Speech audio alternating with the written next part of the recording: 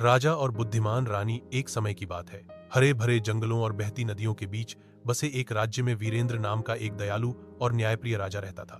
वह अपनी बहादुरी और निष्पक्षता के कारण अपने लोगों से प्यार करता था। लेकिन राज्य को वास्तव में समृद्ध बनाने वाली उनकी रानी मीनाक्षी थीं, जो अपनी बुद्धिमत्ता और करुणा के लिए पूरे देश में प्रसिद्ध थीं। राजा प्रतिदिन दरबार लगाते थे और अपनी प्रजा की समस्याएं सुनते थे।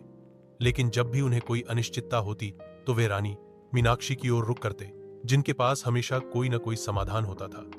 उन्होंने मिलकर सामंजस्यपूर्ण ढंग से शासन किया। एक दिन एक किसान अजीब शिकायत लेकर अदालत में आया। मेरे पड़ोसी का पेड़ मेरे खेत पर लटका हुआ है, उन्होंने कहा, और उसका फल मेरी जमीन पर गिरता है। यह फल किसका है? मंत्रियों के बीच घंटों बहस हुई, लेकिन वे सहमत नहीं हो सके। कुछ ने कहा पेड़ का मालिक, कुछ ने कहा जमीन का मालिक। अंततः राजा ने रानी से पूछा।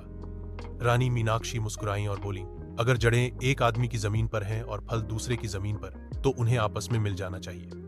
पेड़ के मालिक को लकड़ी और पत्ते मिलने चाहिए और खेत के मालिक को फल। किसान और उसके पड़ोसी ने सहमति में सिर हिलाया और शांति बहाल हो गई।